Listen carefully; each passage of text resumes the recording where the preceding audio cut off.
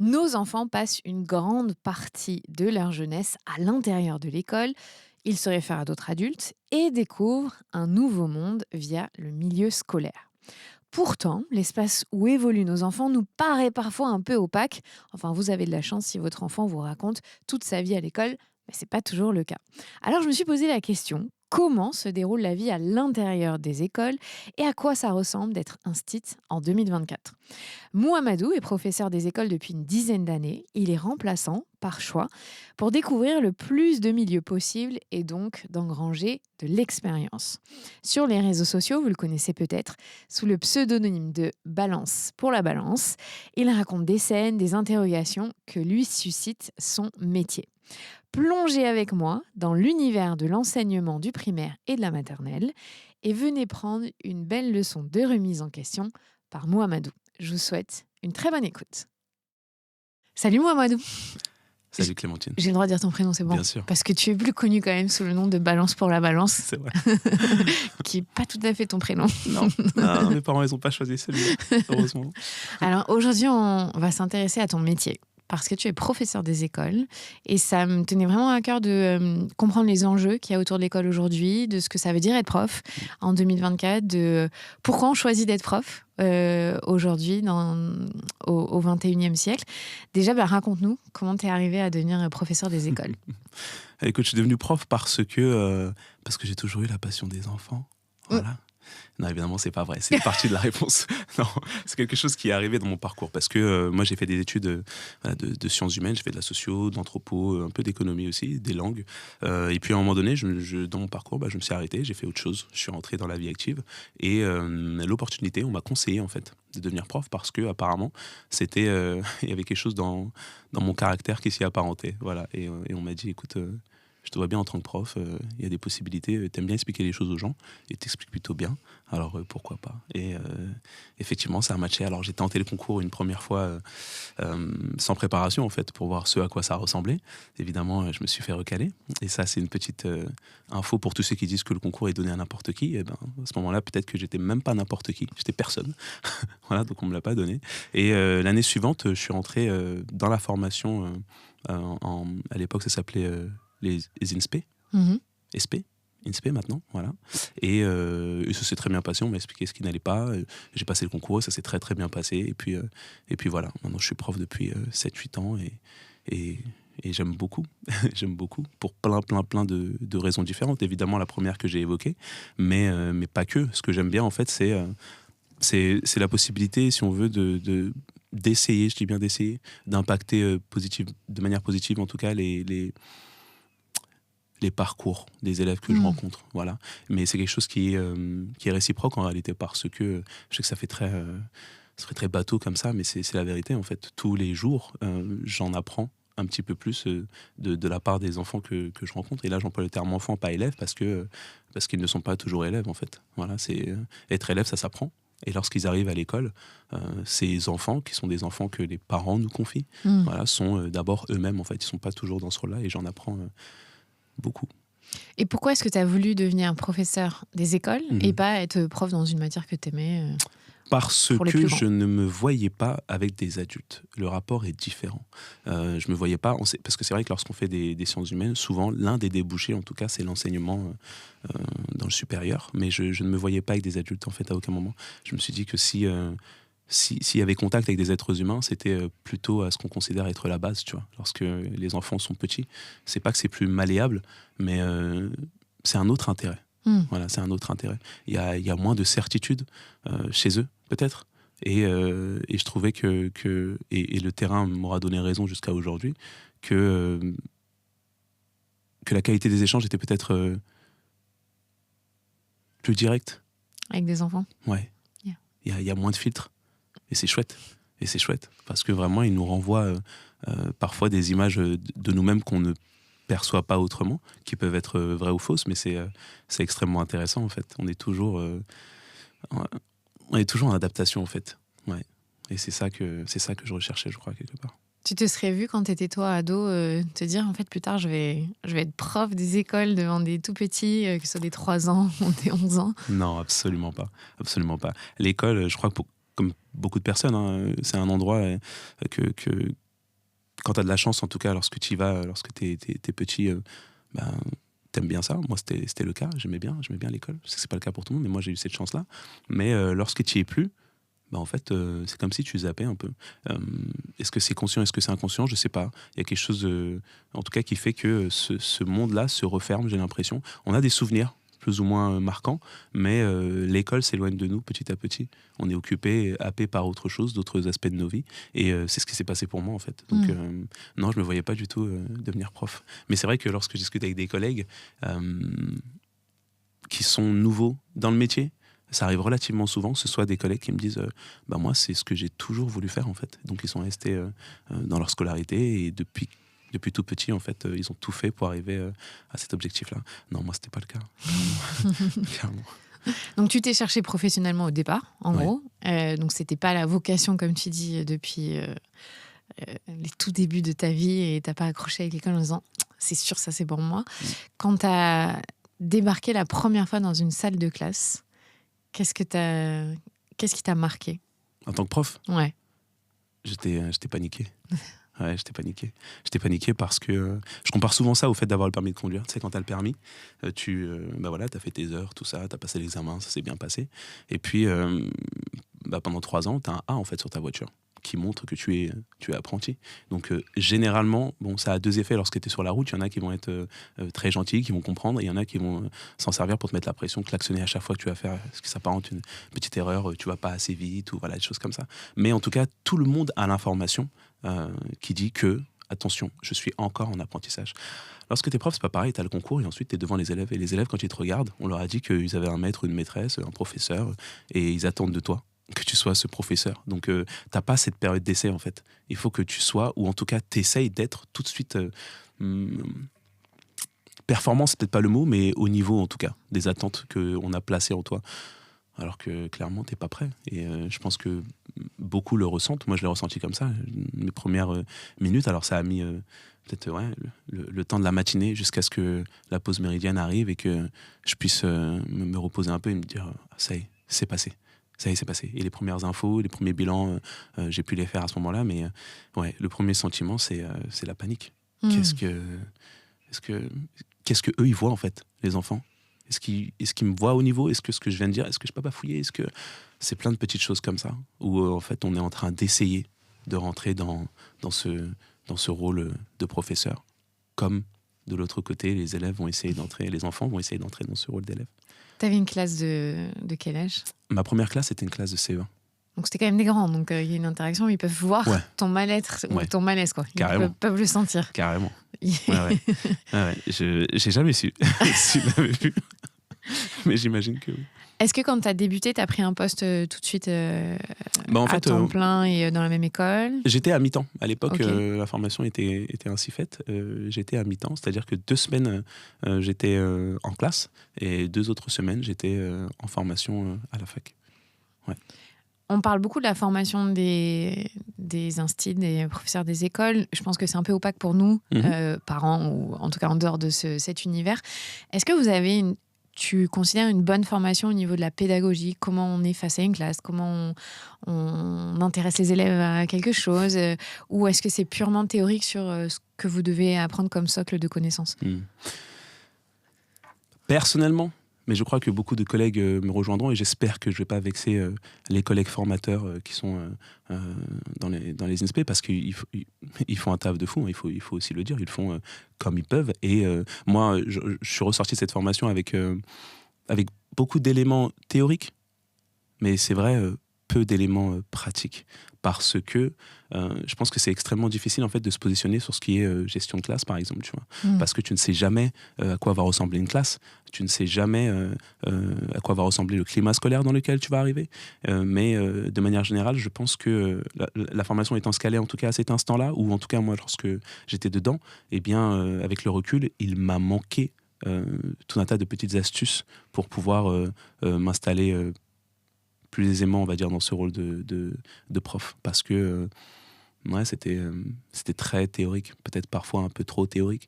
Tu sais, on a des situations où on a l'impression que les élèves, les enfants sont tous des élèves déjà. Et que c'est des classes parfaites. Tu vas donner une consigne et les élèves, tu sais, ils sont en randonnion, ils t'écoutent. Juste, ils t'écoutent. Mais quand tu arrives dans une classe... Mais c'est qui, lui? Pourquoi je vais l'écouter? Non, il faut gagner la confiance, en fait. Voilà. Comment est-ce que tu la gagnes?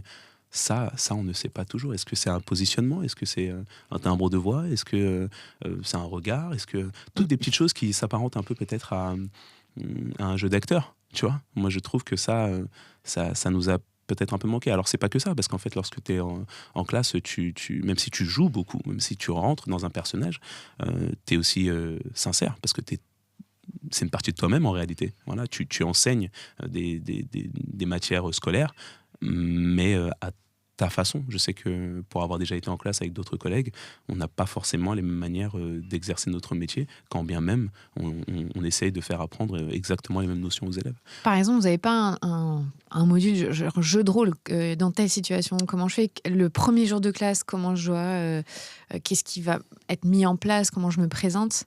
Pour dédramatiser aussi ce moment où toi, tu t'es dit extrêmement angoissé et stressé, parce qu'il n'y a pas de répétition, en fait. Enfin, on te donne les clés du camion et tu te débrouilles. C'est ça. Moi, je n'en ai pas eu le souvenir, en tout cas. Je n'en ai pas eu le souvenir. Alors, est-ce que maintenant, ça a changé? Je ne sais pas. J'espère. J'espère, parce que si j'avais une proposition à faire à tous nos gouvernants qui décident de ces choses-là, ce serait essayer de rendre la formation un tout petit peu plus concrète. Alors oui, évidemment qu'on a besoin de théorie, mais on a besoin de pratique. Et dans les premiers instants, c'est vraiment ça qui nous sauve. Voilà. Comment tu fais pour que les élèves, pour que toi-même tu sois à l'aise en fait, déjà là, peut-être un peu plus de mise en situation. Comment tu fais pour que les élèves portent sur toi ce regard que tu attends, tu vois? Peut-être aussi qu'il n'y a pas de solution, et c'est peut-être pour ça qu'on n'a pas ça dans notre formation, mais je crois qu'avec un peu d'ancienneté, tous les professeurs en ressortent avec des petites billes, tu vois, qu'on pourrait peut-être partager. Voilà, tu me donnes une idée, tu vois? Est-ce que c'est pas un truc à faire? Je sais pas, on se réunit tous ensemble et on écrit nos différents tips et on les partage, tu vois. Ça pourrait être quelque chose. Mais c'est vrai qu'il y a peu de métiers, j'ai l'impression, tu vois, un médecin ou une médecin, il va pas arriver au bloc, j'ai jamais essayé, en fait, allez, je me débrouille, on verra bien à quoi ça ressemble, je suis un peu stressée. Normalement, il y a une formation continue. Et en plus, vous avez affaire à de l'humain, à de l'humain jeune, avec beaucoup, parce que je pense que tant qu'on n'a pas eu d'enfants, on ne se rend pas compte le bazar que peuvent mettre beaucoup d'enfants en même temps ensemble. C'est l'expérience, ça, la parentalité. Non, mais tu vois ce que tu disais, que les enfants, ils t'ont beaucoup appris. C'est pareil pour nous, quand on devient parent, j'avoue, tu te dis, je ne pensais pas autant apprendre. J'ai l'impression que ça allait être moi la figure d'autorité ou d'apprendre, qui allait apprendre quelque chose, mais c'est eux qui nous enseignent tellement. Comment est-ce que tu définirais être prof en 2024 ? Être prof en 2024, pour moi, ce serait... après, c'est mon poste qui veut ça aussi, mais je crois dans toutes les classes, même lorsque tu es sur un endroit sur le long terme, c'est être constamment dans l'adaptation, je crois. Parce que c'est bizarre, mais je crois que c'est un métier qui fait beaucoup parler. C'est un métier que pas beaucoup de gens ont envie de faire, mais c'est un métier qui fait beaucoup parler. On s'intéresse à l'école. Pourquoi? Parce qu'encore une fois, notre public, ce sont des enfants. Et ce sont les enfants des familles de la nation avec un grand N. Donc c'est un lieu où il y a beaucoup, beaucoup d'enjeux. Et du coup, on est sans cesse dans l'adaptation parce qu'on est sous le feu des projecteurs. Celui des enfants, celui des familles, celui des politiques qui, tous les quinquennats, vont toucher au programme et pour lesquels nous, on doit essayer de s'adapter constamment. Donc, c'est l'adaptation constante. Ouais. C'est comme ça que je le vois. C'est parfois stressant, parfois grisant, mais c'est l'adaptation, pour moi.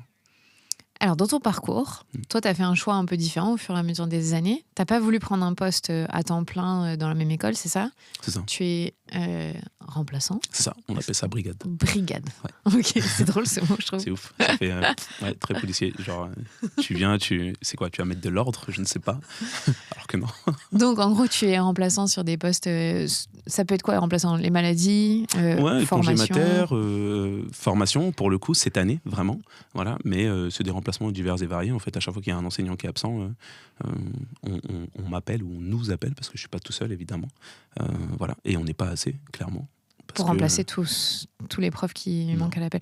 Mais ça veut dire qu'on t'appelle un vendredi matin à 7h, faut aller sur ce poste, c'est Ou ça. tu le sais en avance, genre J'ai 1 ou 2 j'ai- semaines? j'ai de la chance cette année sur le poste que j'occupe d'avoir généralement pas tout le temps les nouvelles en avance en fait, 2, 3 jours en avance. Mais parce que comment dire, dans l'éducation nationale il y a différents types de postes de remplaçants et ce luxe que j'ai aujourd'hui, je dis bien c'est un luxe, ne m'a pas été donné euh, pour l'autre poste de remplaçant que j'avais avant. Et pour le coup, on m'appelait le matin pour me dire attention, là aujourd'hui, tu vas dans telle école, tu remplaces sur tel niveau pendant tant de temps. C'est-à-dire que effectivement, tu as l'info à un instant T et 2 secondes avant, tu savais pas en fait où tu étais censé aller. Et tu vois, ça fait écho à ce que je racontais par rapport à l'adaptation en fait. Là, Tu pas le choix, voilà, là. t'as pas le choix. Voilà. Et pourquoi est-ce que tu as voulu choisir d'aller, parce que c'est un choix de C'est ta un choix. part, C'est un choix. d'être dans la brigade? Alors peut-être que j'ai non, pour être honnête, en fait, en début de carrière, j'ai eu de la chance. Je le dis, de la chance. Parce que je suis arrivé dans des écoles où tout fonctionnait, en fait. J'ai été super bien accueilli. Les collègues m'ont passé tout plein de choses et m'ont donné tout plein de conseils pour m'aider justement à m'installer dans ce rôle. Mais en même temps, eh bien, malheureusement, j'ai eu le sentiment de ne pas servir à grand-chose parce que les populations auprès desquelles j'étais étaient plutôt, je dis bien plutôt, pas partout, pas à tout moment, mais des populations qui étaient euh, acculturées, j'ai envie de dire, qui connaissaient les codes de l'école. Et pour le coup, je me suis dit, mais que ce soit toi ou un autre, en fait, ça changerait pas grand-chose pour ces enfants-là. Et j'avais bien idée tout de même que c'était pas une vérité sur tout le territoire. Et j'avais envie d'aller voir autre chose. Parce que je pensais que ce serait enrichissant et intéressant. Euh, le temps m'a donné raison, en tout cas.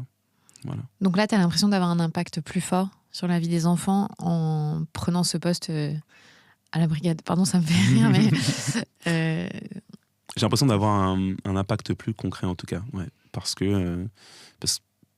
parce que les milieux sont pas les mêmes, tout simplement. Alors, je veux pas qu'on se dise ah oui, enfin le public qui rencontre, c'est des personnes qui sont, je sais pas moi, défavorisées ou quoi que ce soit. Non, il y a différents types de mixité si on veut, et il y a des endroits où, encore une fois, effectivement, que ce soit toi ou un autre, et c'est pas contre les enseignants, mais tu sais que ça va rouler pour ces enfants-là. hmm. Voilà. Et moi, peut-être à un moment dans ma carrière, c'est exactement le type de public que je vais rechercher. Tu vois, voilà, c'est un confort aussi. Mais à cet instant-là de ma vie, de ma carrière, c'est pas ce qui m'intéresse. J'ai envie, je sais pas, c'est sollicitant intellectuellement en fait, de se dire mais comment tu fais là pour aider cet enfant-là. Est-ce que tu vas être en capacité de l'aider ou pas? C'est un challenge. Voilà, juste t'essayes. Et en fait, il y a plein de situations qui permettent de réfléchir différemment parce que c'est pas toujours les mêmes problématiques que tu rencontres. Mais en changeant d'école, en changeant de classe, peut-être que l'expérience que tu as accumulée avant va t'aider en fait à solutionner à un instant T euh, une situation pour un ou plusieurs élèves. Et c'est ça l'expérience en fait. Voilà. Moi, c'est ça que je recherchais. C'est pour ça que j'ai voulu prendre ce poste de remplaçant. Ouais. Tu as accumulé au final plein de scénarios différents auxquels tu n'aurais pas été confronté si tu étais resté dans une classe. J'en suis sûr. Des enfants différents, des publics différents, Ouais. des collègues différents aussi, Absolument. j'imagine. Absolument. Des fonctionnements différents au sein Absolument. des écoles. Absolument. Et tu as la sensation qu'au fur et à mesure où tu vas avancer dans ta carrière, tu pourras piocher dans ce qui t'a parlé, marqué et pouvoir le mettre en place quelque part. J'ai cet espoir-là parce qu'en fait, alors j'écris pas, voilà, aujourd'hui il s'est passé ci, j'étais dans telle situation, voilà la solution, parce qu'il n'y a pas de solution parfaite. Par contre, je sais que ces situations m'imprègnent en fait, et que du coup, à force de se retrouver, voilà, dans cette dynamique-là, bah, en fait, il y a des choses qui deviennent plus ou moins naturelles en fait. Et pour moi, c'est ça en fait, être prof aujourd'hui. Quand je parlais encore une fois, je me répète, mais d'adaptivité, d'adaptation, eh bien, c'est qu'au bout d'un moment, tu as accumulé tellement d'expérience dans un domaine que lorsque tu fais les choses, tu les fais pas de manière automatique, mais en tout cas de manière naturelle. Tu vois, tu réfléchis moins. Ouais. Voilà. Et c'est ça qui est intéressant. Parce que c'est là où ouais, tu deviens un véritable professionnel, tu vois, de ce que tu fais. Toi qui étais dans le domaine sportif, voilà, lorsque tu vas mener un entretien avec une personnalité, tu sais, enfin, j'imagine. Oui, j'en ai. Voilà. J'imagine qu'entre ta première interview d'une personnalité et ta dernière, tu as accumulé une expérience qui fait que tu es un tout petit peu plus à l'aise, parce que ça peut toujours être impressionnant d'être face à telle ou telle personnalité, mais tu as des petits tips, tu sais que voilà, tu vas pouvoir poser telle question peut-être à cette personne parce que tu as telle info alors qu'avec une autre personnalité, ça passera pas. Bah là, c'est pareil. Tu as un outil, tu sais que dans ce genre de situation, peut-être ça va pouvoir le faire, mais dans une autre, ça le fera pas. Voilà. Si on revient sur ton parcours, à partir de quand tu as eu la sensation de commencer à être à l'aise dans ta classe et d'être droit dans tes bottes dans cette posture de professeur des écoles qui génère de la confiance? Paradoxalement, j'ai envie de dire assez rapidement. C'est-à-dire que cette première journée que je t'ai racontée en 2 mots, en fait, peut-être 1 ou 2 semaines après, ça y est, c'était concret en fait. Le moment risqué était passé. Et là, maintenant, il me restait plus qu'à faire. J'ai eu la chance aussi, encore une fois, de tomber sur des collègues qui ont été très, très bienveillants et qui m'ont laissé les clés du camion, en fait. En disant, écoute, tu vas faire des erreurs, mais c'est cool, parce que tu vas apprendre. Et c'est la vérité. Voilà, tu dis quelque chose, tu te trompes même sur une notion que tu maîtrises pas encore très, très bien. Ok, c'est pas grave. Tu vas chercher, tu vas demander, on va t'aiguiller, tu vas trouver. Et ensuite, tu vas pouvoir enseigner. C'est comme ça qu'on apprend, je crois. On dit souvent aux élèves, voilà, c'est pas grave de se tromper, mais souvent, nous-mêmes, on a peur de se tromper.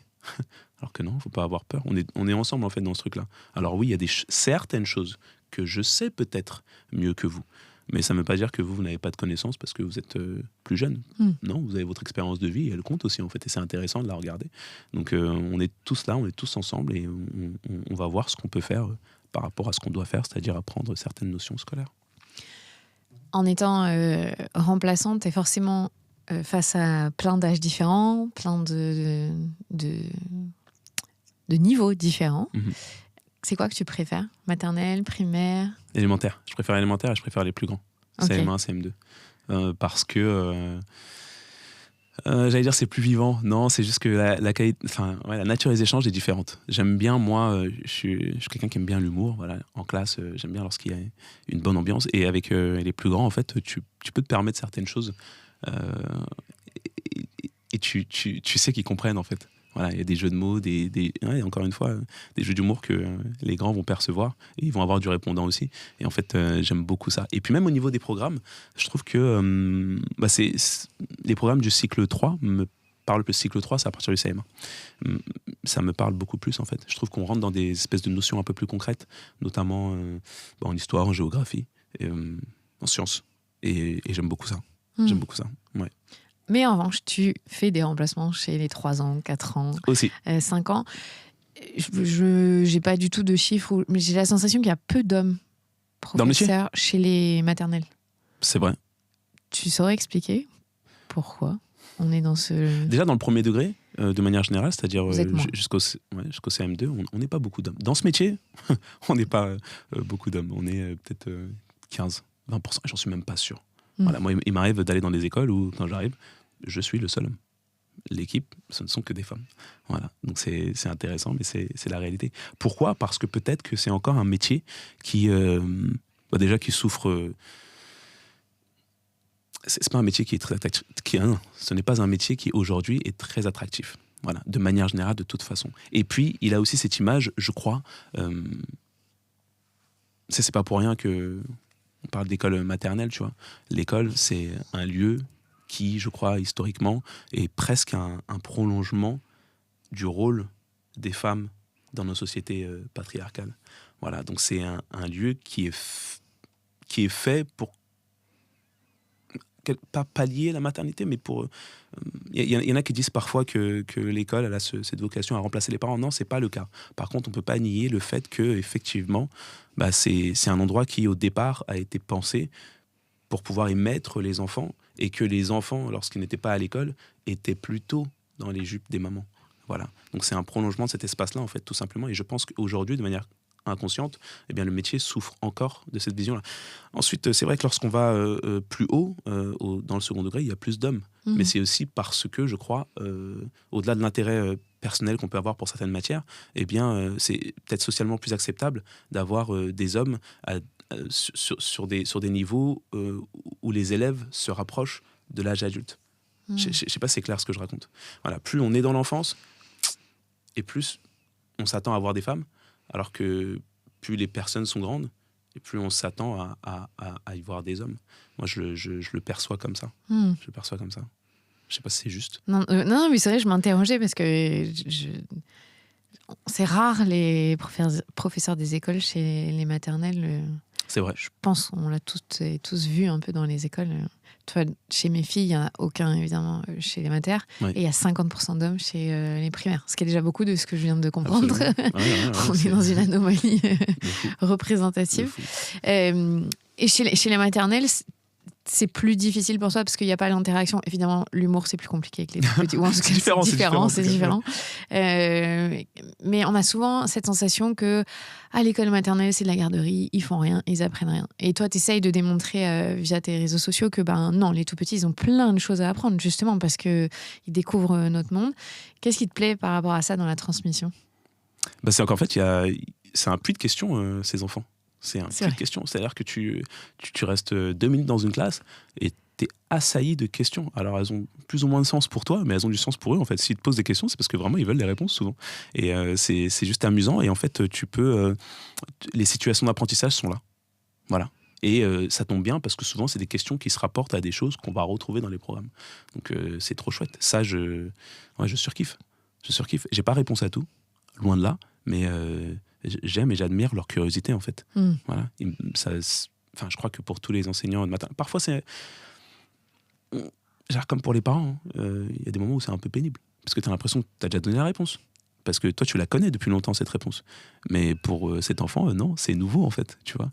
Donc c'est peut-être ça qui est un peu difficile, de se dire ça peut paraître un peu redondant, tu vois, mais ouais, non, la curiosité, c'est fou de voir à cet âge-là le nombre de questions qu'ils ont. Vraiment, vraiment, vraiment. Mais c'est parce qu'ils sont en découverte de ce monde. Et ils ont soif, en fait, tout simplement. Encore une fois, t'as pas toujours les réponses. Mais si tu veux des questions, observe les enfants. Peut-être que leurs questions vont devenir les tiennes, en fait. Tu vois, plein de fois, moi, je me suis retrouvé à dire... oui, en fait, non, je sais pas. Mais je suis rentré chez moi, je dis, je vais chercher. Parce que c'est une question de fou, ça. T'as un exemple ? Parce qu'on rigole un peu. Oh, là... je sais pas. J'en ai parlé sur les réseaux. Alors, la réponse, en fait, je l'avais dans un coin de ma tête lointain, mais je suis quand même allé faire des recherches parce que je voulais être sûr de ce que j'allais raconter. Voilà, c'était un remplacement sur une école, dans une école maternelle. Je dis dans, parce que pareil, lorsque tu es sur les réseaux et que parfois, tu as des tournures de phrases et tout, on te reprend. On te reprend parce que toi, t'es prof, attention. C'est ça. Et là, je pense à quelqu'un, je pense que c'est un collègue qui, dans mes premiers réels, j'écrivais souvent, où je disais, je suis arrivé sur une école, il me disait non. Tu n'arrives pas sur une école, ça n'a aucun sens. Voilà. Tu arrives dans une école. Et il a raison. Donc, je suis arrivé dans une école maternelle et l'enfant m'a demandé, en fait, pourquoi j'étais noir. Voilà. D'ailleurs, c'est pas le mot qu'il a employé le mot marron. Ça aussi, c'est intéressant, tu vois, parce que la vision qu'on a, la politisation de certains termes n'est pas du tout la leur, en fait. Eux, ils sont là et factuellement, t'es pas blanche, en fait. T'as plein de couleurs et factuellement, je suis pas noir. J'ai aussi différentes couleurs. Mais il me demandait pourquoi est-ce que tout ça était foncé chez moi. Et évidemment, il y a cette question de la mélanine et tout. Et je lui ai demandé, lui, ce qu'il en pensait, parce que ça aussi, c'est un moyen je crois, d'apprentissage sur soi-même, mais de savoir aussi d'où on part par rapport à l'enfant. Tu me poses cette question, mais probablement que tu as fait des hypothèses. C'est intéressant de savoir tes hypothèses, parce que ça se trouve dans tes hypothèses, il y a une partie de vérité. Si ça se trouve, non, pas du tout. Alors là, en l'occurrence, non, il n'y avait pas de vérité, mais c'était rigolo de l'entendre me dire que à la fin, il me disait que c'était parce que je portais ce prénom, tu vois. Mon prénom a fait que j'étais noir. Parce que c'est un prénom de personne marron, tu vois.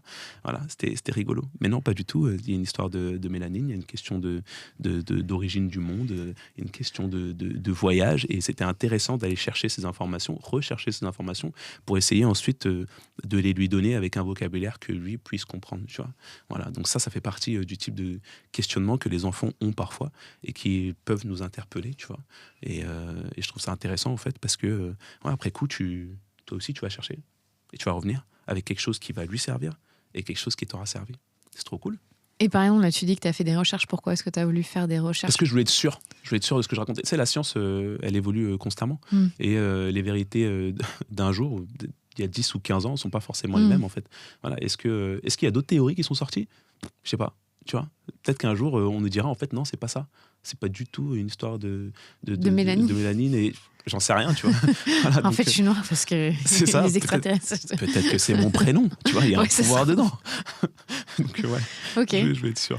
Mais c'est vrai que les enfants ont tellement de questions et comme tu dis, il n'y a pas de filtre. Il n'y a pas de Parce que filtre. c'est clairement des questions que les adultes ne poseraient pas Ouais. aujourd'hui, Et c'est en dommage. pensant connaître la réponse sans vraiment l'avoir, ou parce que ça se fait pas, ou parce que peu importe, c'est pas des questions qu'on pose. Hmm. Et c'est la magie des enfants, quelque part, d'avoir tout le temps, de ne pas avoir de référence et de prendre l'information telle qu'elle est, telle C'est qu'elle ça. vient. C'est ça. Ton rôle en tant que professeur des écoles, est-ce que c'est aussi d'apprendre aux enfants, enfin même je pense que c'est un rôle principal, à vivre ensemble, parce qu'on parle beaucoup de cette notion de bien vivre ensemble, c'est quelque chose qui est mis en avant, Hmm. mais concrètement, ça veut dire quoi et on fait comment à l'école pour faire ça?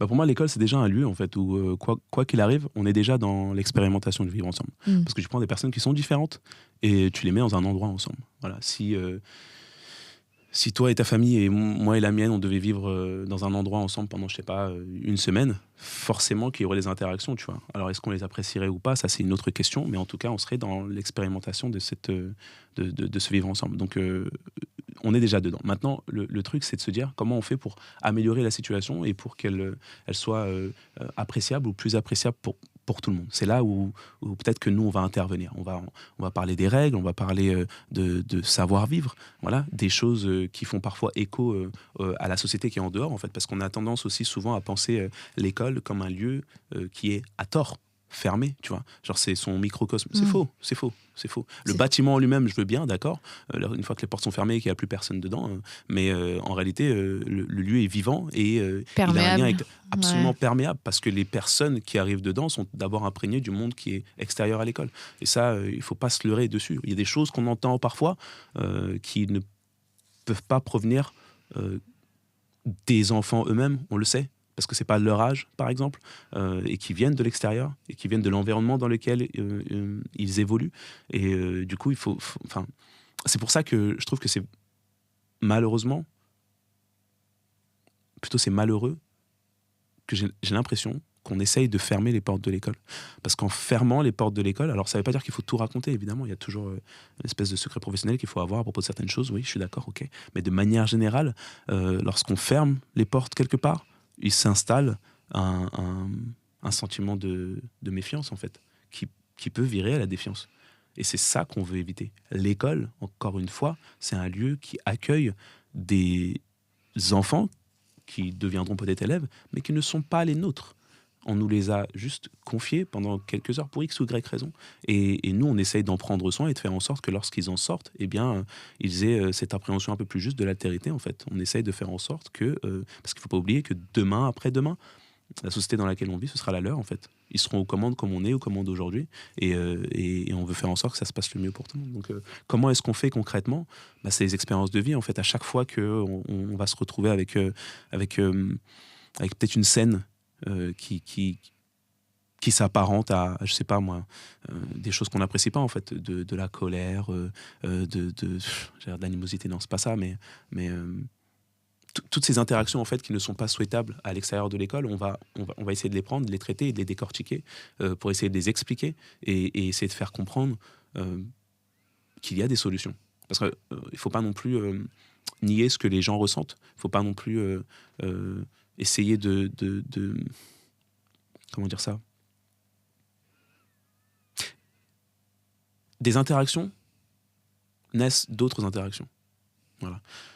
Là, on est en train de discuter, toi et moi, mais si ça se trouve, dans un autre contexte, toi et moi, on sera en train de s'insulter, en fait. Parce que j'espère que non, évidemment, tu vois, mais ça t'est déjà arrivé d'insulter quelqu'un ou de penser quelque chose de négatif à propos d'une personne, tu vois. Ça ne veut pas dire que foncièrement, cette personne est une personne qui mérite toutes les atrocités du monde. Non, c'est pas ça. Mais du coup, lorsqu'on se retrouve dans ce truc-là, comment est-ce qu'on fait pour quand même continuer à vivre ensemble? Lorsque tu travailles avec une personne et que c'est ton collègue et que c'est une personne que tu trouves au demeurant exécrable, détestable, comment tu fais pour tous les jours continuer à aller la voir et faire en sorte que vos rapports restent le plus cordiaux possible? Parce qu'en fait, cet espace, il n'est pas fait juste pour toi, il est fait aussi pour lui ou pour elle. C'est ça. C'est ça, en fait, qui nous intéresse à l'école. Et le meilleur moyen de réussir à faire ça, c'est de ne pas nier lorsque la situation arrive, de la laisser peut-être se passer en lui donnant un petit cadre et ensuite de revenir dessus, tu vois. Parce que c'est ça l'expérience. Je le disais tout à l'heure, pour moi, dans ma pratique, ça vaut pour tout le monde, en fait. Lorsque tu as vécu une situation plusieurs fois, forcément, tu en retires des enseignements. Ça, on le voit, l'exemple sportif est le meilleur. Les gens qui s'entraînent constamment ne progressent pas à pas de géant, en fait. Ils progressent à pas de fourmi, j'ai envie de dire. Tous les jours, tu as appris un petit truc, ce qui va faire que le jour de la compétition, bah, en fait, on aura l'impression qu'il y a eu un grand gap. Mais non, ça fait 1 an que tu t'entraînes à faire ces petites choses-là. Maintenant, ça se voit. Mais en fait, c'est pas le travail d'hier, c'est le travail de 365 jours. C'est pour ça que tu as voulu être présent sur les réseaux sociaux avec ton compte pour pouvoir parler de la réalité de l'intérieur d'une classe ou d'une école pour que ce soit pas justement imperméable au monde extérieur. Absolument. Parce qu'en fait, je me suis rendu compte, le compte, je l'ai ouvert pendant la période du confinement, parce que je me rendais compte qu'en échangeant avec les parents au téléphone, bah, en fait, il y avait tout un tas d'informations que je pensais qu'ils avaient et qu'ils n'avaient pas. Et je trouvais ça dommage. Et en fait, bah, j'en suis arrivé à la conclusion qu'il y a vraiment certaines choses qui, pour moi, ne méritent pas de n'être pas dites. Voilà. Il faut les dire. Ça concerne vos enfants. Venez, on en parle. Quand je le dis, ça ne veut pas dire que moi, j'ai les solutions. Je pars d'un constat et je me dis peut-être que même vous avez des éléments qui vont m'aider dans ma pratique lorsque je serai avec votre enfant plus tard, en fait. Voilà. Alors, sur le compte, je parle de choses générales, parce que je pense que c'est des questions qui touchent tout le monde ou qui interpellent tout le monde, qui intéressent tout le monde, ou beaucoup de monde en tout cas. Mais l'enjeu, ouais, c'est celui-là. C'est juste ouvrir les portes de l'école. Je veux pas qu'on se dise... Alors moi, peut-être aussi parce que je suis assez assuré aujourd'hui dans ma pratique pour pouvoir me dire... mais il y a des choses sur lesquelles j'ai pas les solutions, en fait. Voilà. Et parfois, je les ai, mais ça reste intéressant d'écouter les gens et d'échanger parce que ma pensée peut évoluer, en fait. Peut-être que, oui, vous avez des éléments, encore une fois, qui vont m'aider. Peut-être que j'ai des éléments qui vont vous aider. Mais en tout cas, si c'est pour le bien-être de cet enfant à l'école et peut-être plus tard en dehors de l'école dans la société, bah, en fait, on ne perd rien du tout à ne pas en parler. Non, on en parle. On en parle. Voilà. On sera en accord ou en désaccord, mais on aura avancé un tout petit peu, je pense. Qu'est-ce qui te fait kiffer dans le fait d'être professeur des écoles aujourd'hui ? Franchement, pour moi, il n'y a rien de mieux que lorsque je suis en classe ou dans l'école avec les élèves et les collègues. Voilà, monter des projets, apprendre telle ou telle chose. Encore une fois, me poser des questions pour savoir comment est-ce que lui ou elle, je vais pouvoir lui faire rentrer cette notion dans la tête, alors qu'à la base, j'ai l'impression que c'est quelque chose qui ne l'intéresse pas, tu vois. Voilà, je parlais tout à l'heure des cycles 3, CM1, CM2 avec l'histoire. Souvent, je dis bien, c'est pas contre mes collègues historiens, mais c'est une matière qui n'a pas, en élémentaire en tout cas, qui n'a pas beaucoup la cote. Et c'est pas parce qu'elle n'est pas intéressante, c'est parce que souvent, je crois qu'on ne la rend pas intéressante. Parce que qui peut dire que l'histoire n'est pas intéressante lorsque on s'y connaît un tout petit peu. Oui, bien sûr. C'est ça. Ça nous donne un éclairage sur les temps modernes dans lesquels on vit, en fait. Mais les enfants, ils n'ont pas ce recul-là. Et du coup, il faut rendre la chose dynamique pour mettre de l'intérêt dedans. Et quand on réussit à faire ça, c'est magique. Les enfants reviennent avec des choses qu'on leur a racontées, des faits historiques, qui sont rentrés chez eux, ils sont partis chercher d'autres informations, donc ils reviennent avec des choses plus précises qu'ils vont apporter ensuite à la classe. Il y a une espèce de cercle vertueux qui se met en place, en fait. Et c'est juste trop chouette. C'est trop chouette. Et nous, on est là pour essayer de mettre un cadre. Et quand ça fonctionne, en fait, ça roule tout seul. Et les élèves se nourrissent les uns des autres. Ah, mais trop bien. Est-ce que moi aussi, maintenant, je peux faire un exposé sur ça parce qu'on l'avait vu la dernière fois et tout. Allez hop, c'est free, bien sûr, vas-y. Et les autres ont envie de faire de même. Et c'est mortel. Et c'est ça que je kiffe, en fait. Le fait d'être dans la classe, à faire vraiment mon métier. Tout ce qui est à côté, j'ai envie de dire, tout ce qui, je trouve, n'est pas mon métier, en fait. Je n'aime pas ça. Parce que c'est pas pour ça, à la base, que j'essaie de faire ce métier. Tout ce qui va rentrer dans l'ordre de l'administratif, voilà, des choses qu'on va nous demander un peu en plus, ou parfois, c'est des choses... dont peut-être je n'ai pas compris l'intérêt, il faut aussi le dire. Voilà. Je n'apprécie pas trop. Je n'apprécie pas trop. Je le fais parce que c'est mon métier, mais j'aime pas trop. Est-ce que tu as la sensation qu'en étant remplaçante, tu as le temps de mettre en place des projets, tu as le temps de construire quelque chose? Ça, c'est pas un peu frustrant pour Si, toi? ça l'est. Ça Mm. l'est. C'est le côté négatif. Mm. Le côté positif, c'est que oui, je vois beaucoup de monde, je suis dans plein de situations différentes et pour ma réflexion personnelle, c'est trop bien.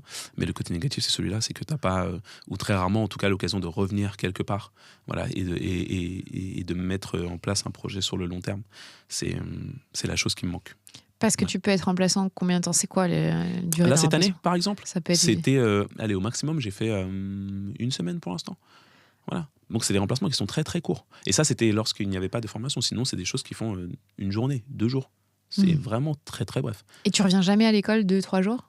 Ça Il y en a arrive que tu que je renvoies? revienne. Si, parce que c'est des formations qui sont actées C'est dans un ça. calendrier particulier et on sait que sur l'année, eh bien, il y a de fortes chances que je revienne à un autre moment.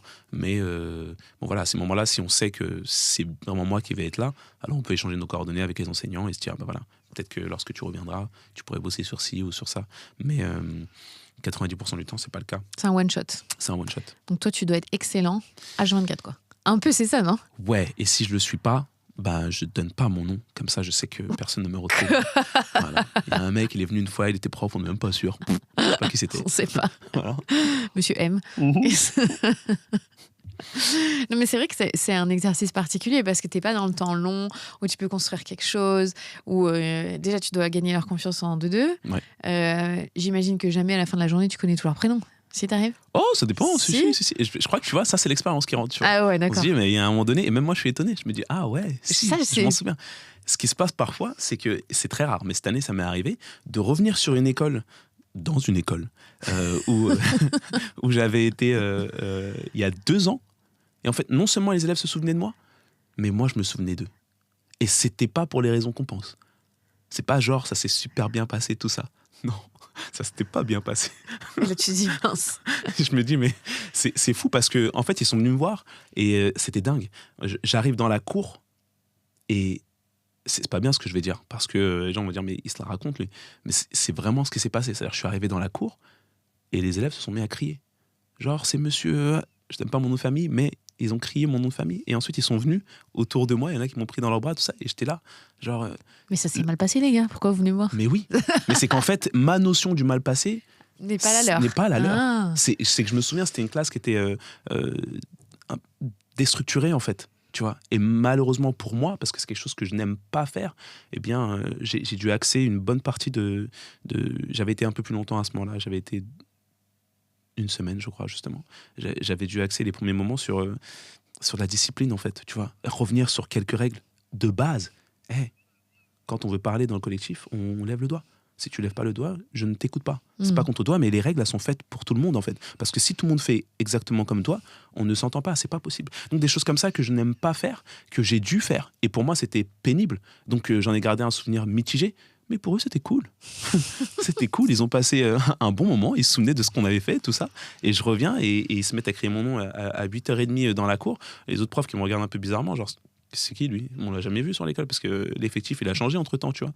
Et c'était fou. C'était fou. Ouais. Un super souvenir. T'es confronté quand même en n'étant pas de manière longue avec les élèves, à des situations difficiles. Évidemment, il y a le harcèlement scolaire. Aujourd'hui, on en parle beaucoup. Ouais. Comment toi, tu gères, sachant que tu les as pas longtemps, justement, et que tu connais pas toutes les histoires qu'il y a eu entre... C'est délicat. J'essaye de faire sur le moment avec les informations que j'ai. Lorsque j'ai l'occasion d'aller voir les autres enseignants, je le fais parce qu'ils ont plus d'informations que moi. Que ce soit sur le ou les enfants en question, que ce soit sur le contexte familial, parce qu'il peut y avoir des choses qui relèvent de ça aussi. Je n'hésite pas en fait à aller piocher les informations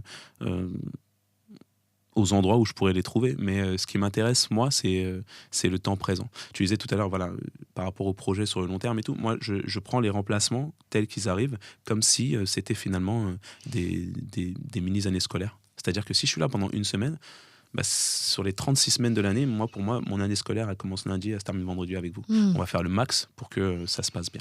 Voilà. Donc, comment dire ça, je vais chercher juste le maximum d'informations, mais je vais aussi rester sur le temps présent. Qu'est-ce que moi je peux faire à cet instant-là pour essayer de solutionner la situation? Et pour ça, il n'y a pas 50 000 secrets, c'est la bienveillance, j'allais dire. Mais la bienveillance, qu'est-ce que ça veut dire? Je vais essayer de donner un exemple concret.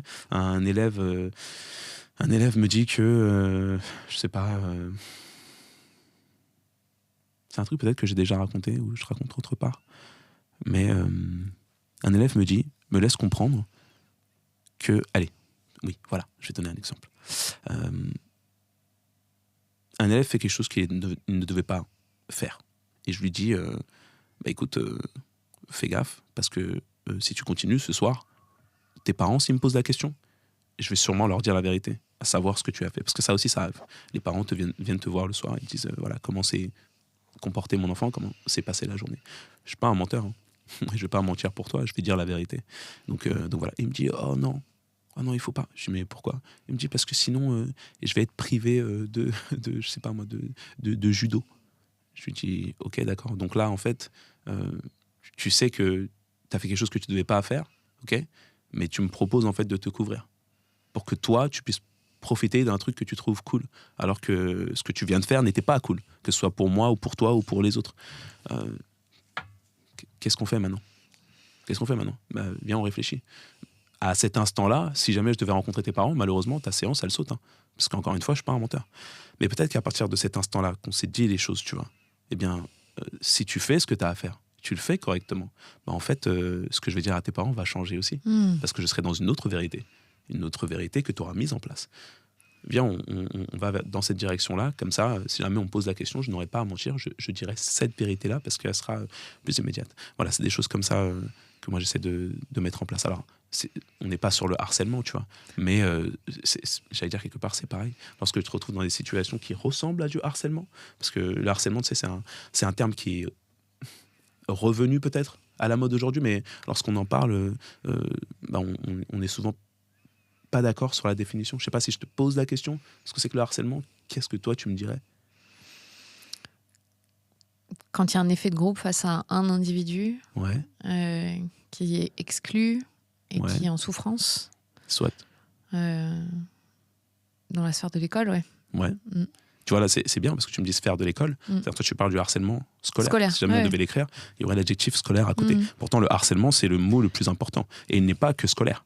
Et non, parce Donc, qu'il est en dehors de l'école. on Pour est les bien plus d'accord. grands aussi, via les téléphones. Via les téléphones, tout ça. Mais pareil, tu restes sur le domaine de la jeunesse et quelque part du scolaire. Mais le harcèlement, on le retrouve partout. Bien sûr. On le retrouve partout. Je te dis ça, moi, j'ai lu des études qui disaient que 20% des profs étaient harcelés. Par les parents? Par des profs. Par d'autres profs? Par d'autres profs. Et oui, donc voilà, c'est un truc qui est sociétal et du coup pour trouver des solutions en réalité il faudrait mettre tout le monde autour de la table, mais il n'y a pas, je crois, sauf que là t'es seul. Donc qu'est-ce que tu fais? Le harcèlement, si jamais on devait définir, moi j'ai une définition, c'est la répétition de propos ou de comportements ayant pour but ou effet la dégradation des conditions de vie d'une victime. Il y a des mots qui sont importants dedans. Voilà, c'est l'aspect répétitif. Parce que si jamais il n'y a pas répétition, ça ne veut pas dire que c'est pas grave. Ça veut juste dire que c'est pas du harcèlement. Il faut qu'il y ait répétition. Ça peut être des propos ou des comportements. Ça veut dire des gestes ou des paroles. Tu parlais tout à l'heure du harcèlement sur les réseaux. Le cyberharcèlement, c'est des paroles qui auront été écrites. Oh, j'ai tapé sur le micro. C'est pas grave. T'inquiète. Voilà, qui vont avoir pour effet ou pour but. Ça, c'est intéressant parce que si jamais c'est un but, c'est quelque chose qui était visé en fait. Alors que si c'est un effet, c'est quelque chose qu'on ne voulait peut-être pas. Et des personnes qui malheureusement vont jeter d'autres personnes dans une situation de harcèlement sans l'avoir voulu, il y en a aussi. Et lorsqu'on est conscient du fait qu'on peut mettre une situation de harcèlement sur une personne sans l'avoir voulu, eh bien en fait on se rend compte que peut-être on peut faire partie du problème soi-même. Voilà, et que ça dépasse le cadre de l'école, ça dépasse même au sein de l'école juste le cadre des élèves. Les enseignants qui font partie de la communauté éducative peuvent être des éléments de ce harcèlement. Et il faut le reconnaître aussi, tu vois. Et j'ai pas l'impression que ce soit fait tout le temps. Là, je ne jette pas la pierre à mes collègues, je dis juste au niveau de la conscience qu'on a, de l'effet qu'on a dans le groupe scolaire. Il y a eu un cas d'une professeure condamnée pour une élève qui s'est suicidée. Oui. Donc oui. On le sait que ça peut arriver. On sait que ça arrive, malheureusement. Mais ça reste Bien sûr, Heureusement bien sûr. ou malheureusement, très très rare. Je sais pas, parce que est-ce que on a tous les cas en fait où ça se passe? Je ne sais pas. En tout cas, lorsqu'on a cette définition-là en tête et Mmh. qu'on arrive dans certaines situations, euh, à l'instant T, moi, ce que je peux me dire, c'est est-ce que ça ressemble à la définition que j'ai en tête? Oui, parce que je te parlais de ça, c'est que tu sais pas l'historique, s'il y a eu Je ne connais répétition pas ou pas, l'historique. si ça fait des mois que ça dure, C'est vrai. si... Donc tu arrives à l'instant T. J'arrive à l'instant T, mais parfois sur l'instant T, des choses peuvent faire penser que ce n'est pas la première fois. Mmh. Ce n'est pas la première fois. J'étais sur un événement il n'y a pas très longtemps et je racontais cette histoire d'un enfant qui, au moment... D'ailleurs, cette histoire, je l'ai racontée sur les réseaux. Cet enfant, je l'ai nommé Jacques, en disant que j'arrive dans la classe et on se présente, tout ça. Et puis, je demande aux élèves de se présenter. Moi, j'aime bien faire ça. Pourquoi? Parce que leurs prénoms sont les leurs, en fait, et ils vont les prononcer mieux que moi. J'ai toujours une liste, mais la liste, même si elle me donne les prénoms, bah, en fait, elle ne me dit pas qui sont les enfants. Donc, je vais vous appeler, vous allez me dire présent, je ne vais pas forcément bien l'enregistrer. Là, tu me donnes ton prénom, tu t'appelles Clémentine, je vois ton visage, je l'entends avec ta voix, tu l'as bien prononcé, je vais essayer de répéter correctement. Je trouve que c'est mieux. Et puis tout de suite, on est dans une interaction en fait. Voilà. Donc, je fais ça et puis on fait notre petit tour et tout. Il y a un moment donné où ça arrive, le tour d'un autre élève arrive et cet élève-là, il n'a pas le temps de se présenter, que d'autres élèves prennent son temps de parole pour le présenter à sa place. Alors, eux n'ont pas de mauvaises intentions, hein. C'est gentil de leur part. Parce qu'ils veulent me prévenir en fait. Oh, attention, lui, c'est un élève qui fait souvent des bêtises. Je mets le mot entre guillemets parce que c'est pas un mot que j'affectionne particulièrement. Lui fait souvent des bêtises, maître. Quand t'es pas là, la maîtresse, elle le punit. Parfois, il se retrouve dans une autre classe. Il fait souvent des choses qu'il doit pas faire, tout ça. Donc, ils me disent ça. Et c'est gentil dans leur bouche, tu vois. Mais ils ont pas respecté la consigne. Ils viennent de prendre la parole à la place de leurs collègues. Là, la question que je me pose, c'est pour qu'ils se permettent de faire ça aujourd'hui, là, devant moi, alors que moi, je suis un nouveau prof. Est-ce que ça s'est pas déjà produit, ça? Mmh. Forcément, c'est déjà produit. Parce que tu n'es pas en confiance comme ça, sinon. Tu vois. Donc, l'élément répétitif, en fait, je l'ai déjà. Mmh. Est-ce que les conditions de vie de l'élève elles sont dégradées? Bah, c'est sûr et certain. Quand tu es là et que tu peux même pas te présenter toi-même, excuse-moi, tu n'es pas dans les mêmes conditions que les autres élèves. Alors, c'est des toutes petites choses, tu vois. Mais c'est l'expérience qui fait qu'au bout d'un moment, tu Tu arrives à sais. les voir. Mmh. C'est ça. Et donc, tu te dis, mais comment est-ce que tu vas faire en sorte de. En fait, À cet instant, il est déshumanisé, là. c'est ça, Mmh. quelque part. On lui donne pas ce que les autres ont, tu vois. Et du coup, peut-être que les autres portent ce regard sur lui en disant mais ouais, de toute façon, toi, tu fais plein de bêtises, t'es toujours puni de toute façon. Ouais, non, moi je traîne pas avec toi parce que je sais que sinon je vais être dans la galère à cause de toi. Waouh, est-ce que c'est vraiment vrai? Ou est-ce que c'est à force de. Et puis même cet élève, tu vois, il se dit mais finalement, si c'est le rôle qu'on attend de moi, mais je vais le remplir. Hein. Ouais. Ah, je vais le remplir. Hein. Je vais faire une bêtise et je vais être puni et tout le monde va être content. Chacun sa place, c'est cool. Waouh. Ok. Et moi, je fais quoi moi du coup? Je fais ça. Je fais quoi avec ça? Ces informations?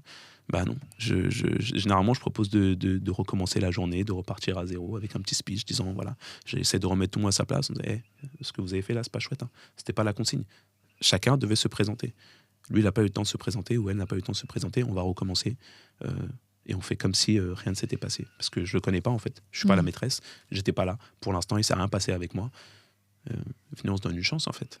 Voilà. Ouais. C'est important, je crois. Mais c'est vrai qu'à chaque fois, ça veut dire que tu construis sur un temps tellement court que tu dois mettre en place toutes tes meilleures cartes C'est ça. pour les C'est ça. mettre dans des conditions où ils peuvent te parler. Est-ce que, justement, en étant prof, vous êtes confronté à la misère sociale, à la violence qui vient de l'extérieur de la maison, de l'école, justement, qui vient parfois de la maison? Est-ce que parce que tu vas passer de manière éphémère, les élèves ils vont plus se confier à toi, ils vont venir plus te dire des choses parce qu'ils savent que tu vas repartir et que du coup, c'est plus facile? Waouh. C'est la première fois qu'on pose cette question. C'est une très, très bonne question. Parce que des choses, effectivement, j'en entends. Et ça pourrait être une des raisons. Mm. Ouais.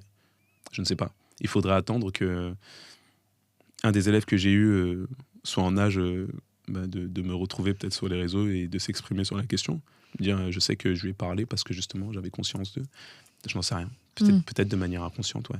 Ça peut arriver. Mais tu sens que les élèves ils se confient? Ah oui, ils me racontent plein de choses. Ouais. Parce que tu en as parlé il n'y a pas longtemps de cette, sur les réseaux sociaux, de cette posture protectrice que vous devez avoir. Ouais. Vous, en tant que professeur, d'ailleurs c'est votre rôle, hein, vous devez signaler quand il y a des problèmes. C'est pas toujours fait, c'est pas toujours simple. D'accord. Le système n'est pas non plus hyper pratique pour vous, mais c'est votre rôle, et ça je pense qu'il y a beaucoup de gens qui ne se rendent pas compte que vous devez signaler quand il y a violence à la maison, quand il y a abus, quand il y a peu importe ce que c'est. Ça t'est déjà arrivé plusieurs fois dans ta carrière de devoir faire d'aller loin et de devoir faire ça pour protéger un enfant? Ça m'est déjà arrivé, mais pas beaucoup. Et je ne sais pas si c'est une bonne chose. Hein. Parce que lorsqu'on regarde les chiffres, apparemment, près de, je sais plus, mais je crois que c'est 2 à 3 enfants par classe qui Je sont... crois que c'est 5. 5, tu vois, Mm. qui sont victimes d'abus réguliers dans le cadre familial, tu vois, proche. Et c'est même abus sexuel. Donc tu vois, sur une classe de 25, on dit qu'il y aurait 5 enfants c'est énorme. qui vivraient des situations d'abus sexuels à la C'est maison. énorme. Et moi, je sais que chaque année, j'en ai pas fait 5. Ouais. Donc, je suis passé à côté de quoi? Mm. Est-ce que j'ai eu des promos où il y en avait moins? Ça m'étonnerait. Parce que les promos sont ce qu'elles sont. C'est juste qu'on n'est pas outillé pour déceler les signes tout le temps, tu vois. On n'est pas outillé pour accueillir la parole, tu vois. Et dans la formation des enseignants, peut-être il manque ça. C'est facile à dire, hein, je sais. De dire, oui, voilà, on a remarqué ça sur le terrain. Il faudrait nous former sur ça. Comment on vous forme sur ça? Je ne sais pas. Là, vous n'êtes pas assistant social, en fait. Enfin, voilà, Non. c'est aussi pas votre métier. C'est pas notre métier. Donc, on a besoin de ces personnes ressources, c'est sûr et certain. Et tu vois, en élémentaire, là où en tout cas je travaille, on n'a pas d'assistante sociale dans le premier degré.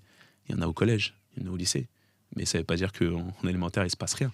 Au contraire, tu vois. Et si peut-être on en avait en élémentaire, eh bien, en fait, on arrêterait certains processus. Parce que lorsque tu es au collège ou au lycée et que tu as été habitué à certains abus, l'être humain, je pense qu'il s'habitue malheureusement à tout. Il a une force de résilience qui est folle.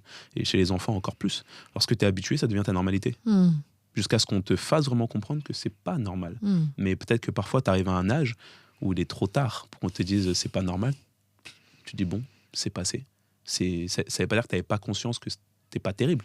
Mais on t'a tellement habitué à rester dans le silence que ton secret, tu le gardes. Et peut-être que tu le vis, probablement d'ailleurs, tu le vis très très mal, mais tu ne sais plus comment le raconter en fait. Voilà. Et puis parfois aussi, on va te dire, si c'était vrai, tu l'aurais dit avant. Tu l'as pas dit avant. Est-ce que c'est vrai finalement? Waouh, c'est terrible. Donc non, il nous manque quelque chose, c'est sûr et certain. C'est sûr et certain. Je ne sais pas, à part les assistantes sociales, auprès de qui on peut trouver ces ressources-là, mais il nous manque quelque chose. C'est sûr et certain. Parce que oui, j'en ai fait quelques-uns, mais pas à la hauteur de ce que pas à tu la hauteur penses de ce est que... le phénomène. Ouais. Parce que c'est important aussi que les enfants sachent qu'à l'école, ils sont protégés Absolument. par les adultes. Absolument. Est-ce que tu as la sensation que c'est possible avec les moyens que vous avez? Parce qu'encore une fois, on n'est pas là pour dire vous faites bien ou mal. On sait que quand on est dans votre situation, il n'y a rien de plus difficile. Je pense qu'au niveau institutionnel, ça va paraître comme une critique, mais c'est plutôt un état de fait. Et je crois que je ne suis pas le seul à le reconnaître, même au niveau de l'institution. Je pense qu'on n'est pas... Non, encore une fois, il nous manque beaucoup de choses. Mais au niveau de l'humain, au niveau de l'empathie, je pense que beaucoup vraiment font juste ce qu'ils peuvent, en fait. Voilà.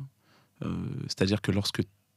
Enfin, moi, en tout cas, quand j'entends qu'un élève me rapporte un secret, ou ce qui ressemble à un secret, quelque chose que je sais que je ne peux pas raconter à ses autres camarades, par exemple, voilà, mais que je vais devoir signaler, parler à la direction, par exemple, sur l'instant, évidemment, je suis pris d'empathie. Sur l'instant, je vais rassurer. Sur l'instant, je vais dire que je crois, parce que c'est important de dire aux victimes qu'on les croit. Quand bien même, on aurait le doute, en fait, de se dire, mais si ça se trouve, c'est pas totalement la vérité. Ok, d'accord. Peut-être aussi que c'était du hameçonnage. Le petit t'a dit un tout petit truc aujourd'hui, pour savoir juste ce qu'il en était, tu vois. Est-ce qu'il est dans mon camp, lui? Est-ce qu'il me croit ou pas? Ok, il reviendra peut-être plus tard pour te dire autre chose, et ce sera cette fois-ci la vérité. Donc sois prêt, en fait. Et à tout moment, pour que ce moment-là arrive, il faut déjà que dans les prémices, tu lui fasses comprendre que tu es de son côté, que tu le crois. Les enfants, alors parfois, ils affabulent un peu, parfois ils exagèrent un peu, c'est vrai, c'est leur réalité. Mais parfois, ils sont dans le concret. Et parfois, cette manière de raconter en exagérant est une manière, en fait, d'adoucir une réalité qui est beaucoup plus terrible que ce qu'on imagine. Donc, je crois qu'il faut toujours croire, parce que c'est comme les légendes, hein, il y a peut-être une petite part de vérité. Ouais. Comment tu fais pour te protéger? Parce que vous avez affaire à un public, c'est des enfants, ça touche forcément. Enfin, il y a un moment, tu peux pas sortir indemne de voir un enfant qui est en souffrance, qui peut-être arrive à la maison, il n'a pas mangé depuis 24 heures, à part à la cantine, où il y a de la violence à la maison. Comment tu fais pour pas avoir envie de sauver tous les enfants que tu vois en détresse? Je crois que j'ai envie de les sauver. Hein. C'est juste que je peux pas. C'est juste que je peux pas. parce que je reste un être humain et qu'au bout d'un moment, mes besoins physiologiques aussi font leur taf, tu vois. C'est-à-dire quand tu es épuisé émotionnellement, tu tombes de fatigue, juste. Mm. Tu vois, et tu peux rien faire. Ça ne veut pas dire que lorsque tu vas te réveiller à nouveau, ces choses ne vont pas t'assaillir. Si, elles vont revenir. Et puis tu vas retourner dans l'école et à chaque pas que tu fais qui te rapproche de cette salle de classe, tu sais que tu vas voir le visage de cet enfant en te demandant mais est-ce que finalement aujourd'hui dans quel état je vais le retrouver, tu vois, est-ce que ça n'a pas recommencé ou mais si, ça te marque, mais tu n'as pas d'autre choix, paradoxalement, que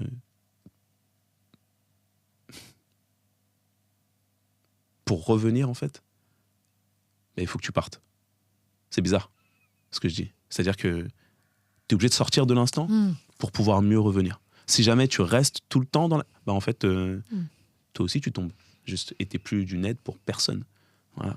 Mais moi, je sais que c'est bizarre à dire parce que c'est un métier où finalement on ramène beaucoup de choses euh, avec soi, en fait. Lorsque les enfants, les familles, parfois nous confient des choses qu'on a observées, bah, à 16h30, on n'a pas oublié. Hein. Tu rentres chez toi, tu les as. Pendant que tu corriges les copies, tu prépares la classe, tu les as aussi. Et toute cette fatigue mentale, toute cette charge mentale est... qui est la même pour chaque enseignant, n'est pas forcément mise en lumière pour les autres. Et ça ne veut pas dire que les autres qui ne sont pas enseignants n'ont pas leur propre charge mentale. À chaque métier, sa charge, tu vois. Mais celle-ci est particulière, c'est vrai, parce que c'est de l'humain. Mm. Je comparais ça peut-être avec les médecins, comme tu as dit tout à l'heure, avec les infirmiers, avec toutes les personnes qui travaillent dans l'humain, les psychologues, tout ça, parce que je ne crois pas que tu puisses totalement te détacher, en fait, à chaque fois que tu entends. Parce qu'en plus, c'est pas juste une histoire que tu as entendue avec une voix, il y a un physique, il y a, Ouais. tu vois, T'es marqué il y a un timbre, ouais, c'est ça, il y a des mots précis, et tu peux pas oublier, mais Parce que ça, j'ai la sensation que c'est absolument pas quelque chose auquel on vous prépare. ah non, c'est Parce sûr. que c'est vrai que c'est très beau votre métier. Oui. Vous donnez des connaissances, vous armez un peu nos enfants pour qu'ils affrontent ce monde et qu'ils trouvent leur voie aussi, hein, quelque part. L'école, ça permet ça quand c'est bien fait. Mhm. Mais en fait, la réalité du terrain, c'est pas tout à fait ça. Il y a des histoires, il y a de la souffrance, il y a...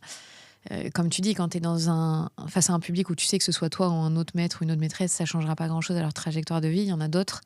Tu sais que tu Tu peux sais les que tu impacter. peux Ouais. changer leur vie. Ouais. Ça t'a frappé la première fois que tu en as pris conscience ou tu le savais en allant dans ce métier? Bah, lorsque je suis rentré dans le métier, je me suis dit éventuellement il y a cette possibilité-là. Tu sais, il y a plein de... Je pense qu'on a tous nos raisons d'entrer dans le métier. Et moi, je ne me leurre pas. Hein, tu sais, lorsqu'on me pose la question et tout, voilà comment tu te positionnes et tout. Mais je sais que je suis un homme dans ce métier où il y a beaucoup plus de femmes. Je sais aussi que je suis relativement jeune dans un métier où je crois que beaucoup de personnes sont un tout petit peu plus âgées que moi. Et que je ressemble à ce à quoi je ressemble aussi. Je ne me leurre pas. Et que je sais que pour moi, c'est pas important à chaque instant. Mais que parfois, tu vois que dans les yeux ou dans les paroles de certains, ça l'est. Tu représentes quelque chose pour eux. Absolument, absolument. À tort ou à raison, hein, parce que, encore une fois, à chaque position, ça charge. Parfois, on fait comprendre que j'ai un rôle. Mais Oui, on voudrait te donner du militantisme auquel c'est t'as ça, pas... c'est ça. Et moi, je suis pas outillé pour, ou c'est pas le moment, c'est pas, tu vois. Voilà, c'est pas parce que juste je suis là et que ça va fonctionner. Non, mais parfois, ça arrive aussi, et effectivement, tu vois dans les paroles des enfants que ça a du sens. Quand on te dit que tu es le premier prof noir qu'ils ont, tu vois, prof marron, ça dépend, l'âge. Parce qu'encore une fois, il y a cette imprégnation un peu politique, tu vois, de savoir comment on se positionne ou comment on a appris ça. Mais parfois, on me dit, ouais, j'ai jamais eu j'ai jamais eu de prof homme. Déjà. Voilà, déjà. Et j'ai jamais vu de prof noir. Voilà, ça arrive. Et quand ça vient d'un petit qui, quelque part, te ressemble, tu te dis, ah, peut-être que c'est pas si anodin que ça, tu vois. Voilà. Donc, j'en fais pas tout un foin, mais l'information, je l'ai, en fait. Et je peux pas faire comme si c'était rien. Non, tu me l'as dit. Ça voulait pas rien dire pour toi, probablement. Hmm. Voilà. Ça, t'avais pas conscience au départ, du coup, que J'avais ça pas forcément pourrait... conscience. C'est quelque chose que j'imaginais, Hmm. mais en même temps, voilà, moi, je suis en Île-de-France. La mixité, elle est plus ou moins là, quand même, tu vois. Donc tu dis peut-être qu'en fait, non, tu fantasmes, parce que ça va, quelque part. Maintenant, il y a des coins où Non, la mixité, elle n'est pas aussi Ouais, forte qu'elle ouais, c'est ça, peut l'être ici. c'est ça. Ça, c'est vrai. Ouais. Et du coup, pareil dans la mixité des profs. Absolument, absolument. C'est... Même si, oh si, même Il y a de entre plus en profs, plus de hein. parcours un peu Oui, différents aujourd'hui. oui, oui, oui, mais On n'est pas obligé d'avoir été fils ou fille de professeur pour devenir non, non, professeur non, non, des non, écoles. non, non, non, Parce que- bien au contraire. Moi, les enseignants que je rencontre, alors oui, encore une fois, il y en a, hein, si, c'était tracé quelque part. Voilà. Est-ce qu'ils feront ça toute leur vie? Je ne sais pas. Parce qu'il y a aussi un moment où Tu veux te j'écoutais, détacher. c'est ça, j'écoutais un de tes derniers podcasts où vous parliez de la construction adulte en fait, Mm. et de savoir comment l'adolescent, parfois, pas tout le temps, se construisait en contradiction avec ses parents. J'ai bien cru comprendre que toi, c'était pas ton cas, tu n'avais pas fait de Non. crise d'adolescence, tout ça, voilà, mais il y en a certains qui la font, ils sont en opposition. Donc je ne sais pas si ces professeurs qui ont eu ces trajectoires plutôt linéaires vont le faire toute leur vie, ou à un moment donné, ils vont se dire, mais non, pourquoi est-ce que moi, je fais ça, en fait, ça se trouve, je peux faire autre chose. Ça arrive. Mais beaucoup d'enseignants que je rencontre viennent d'autres mondes, en fait. Ouais. Et c'est plus riche, c'est mieux. C'est beaucoup plus riche. Pour, Personnellement, je trouve que c'est mieux. Ah bah oui. Tout ce que j'ai fait avant m'a servi pour et aujourd'hui. me sert pour aujourd'hui. Ah oui. On va terminer l'entretien. Je me dis, si tu devais parler à quelqu'un qui voudrait devenir professeur des écoles ou qui débute juste sa carrière, qu'est-ce que tu dirais à cette personne? J'irais, fais gaffe. Fais gaffe parce que le métier est beau, mais il ne ressemble sûrement pas à ce à quoi tu t'attends. Ouais. Je ne sais pas si quelqu'un d'autre te l'a dit, je ne sais pas si on te le redira, mais c'est sûr et certain que tu vas en faire l'expérience. Et j'ai pas envie, j'ai pas envie de te mentir. Ce métier est beau, mais c'est peut-être pas pour les raisons pour lesquelles tu entres dans le métier. Donc fais gaffe, parce que tu vas peut-être avoir certaines désillusions. Mais au contraire, tu risques aussi d'avoir des moments magiques qui vont te faire reconsidérer les raisons pour lesquelles tu es entré dans ce métier. C'est juste, il faut être sûr que tu es prêt à t'adapter, en fait. Parce que, ouais, non, les raisons pour lesquelles je suis rentré dans ce métier ne ressemblent pas aux raisons pour lesquelles je le fais aujourd'hui. Et je pense que c'est pareil pour beaucoup. Donc ouais, fais gaffe. Tu vas avoir un choc. Ah si, j'ai quand même une dernière question. Oui. Est-ce que les parents d'élèves sont chiants? Avec moi, pas trop. Avec moi, pas trop. Tu diras, c'est du politique, parce que si jamais je dis le contraire, si j'arrive pour un remplacement, on va voilà, les parents vont dire, ah ouais, nous on est relou, mais tu vas voir. Donc, voilà, c'est de la politique ce que je fais là. Non, les parents m'ont toujours bien accueilli, et j'espère que ça continuera comme ça. Voilà. Une extrême minorité, parfois, cependant, me fait comprendre qu'ils ne sont pas très contents. Pas forcément de moi, mais du système scolaire. Voilà. Et donc, tu portes tout sur tes épaules. C'est ça, parce que lorsque t'es prof, t'es sur le terrain, en fait, tu vois, et t'es représentant de cette institution. Vous êtes l'éducation nationale. Exactement, exactement. Et parfois, on te remercie, alors que c'est l'institution qu'on voudrait remercier, et parfois, on te finit, parce que c'est l'institution qu'on voudrait piétiner. Et ces moments-là ne sont pas agréables. Ça m'a déjà arrivé d'être là et d'écouter des doléances et tout, en me disant, mais c'est pas de ma faute. J'étais pas là, c'est pas moi. Oui, mais c'est parce que, voilà, il s'est passé ci, et l'année dernière, mais j'étais pas là. Ok, j'écoute. Ok, d'accord. Je vais essayer de faire remonter, et je vais prendre en compte. Mais parfois, j'ai pas de pouvoir. Hein. Il faut le savoir, ça. Parce qu'on caricature un peu les parents d'élèves dans les années 2020, on va dire, ouais, comme des parents hyper intrusifs qui contestent tout le temps l'autorité du professeur ou des écoles, la maîtresse ou le maître, qui va dire à tout va que mon enfant est HPI ou un TDA. C'est très grossier, je caricature évidemment. Ouais. Est-ce que on a exagéré le personnage de ce parent-là, ou est-ce que c'est une réalité aujourd'hui? Oh, ce parent, il existe. Hein. Il n'est okay. Pas tous les parents, loin de là, mais ce parent, il existe. Ah oui, oui, c'est sûr. Oui, oui, moi j'ai déjà... oui. Tu sais, je pense à des exemples. Là, j'en ai un qui me revient. Parent très gentil, hein. Parent très gentil, qui vient me voir. J'étais avec une classe CM2 et tout, qui me demande en fait d'écrire une lettre de motivation pour son enfant qui va postuler pour une école privée. Tu vois, voilà. Il faut absolument écrire, s'il vous plaît, que en gros ça se passe super bien et que c'est un élève modèle, voilà, parce qu'il est en concurrence avec d'autres élèves, il n'y a pas beaucoup de place, tout ça et tout. Et moi je suis là et je me dis, mais bon, c'est pas mon taf. parce que je suis là, on fait ce qu'on a à faire en classe. Hein, et les cahiers sont là aussi, il y a les évaluations qu'on fait ensemble, il y a le livret scolaire. Normalement, ça suffit.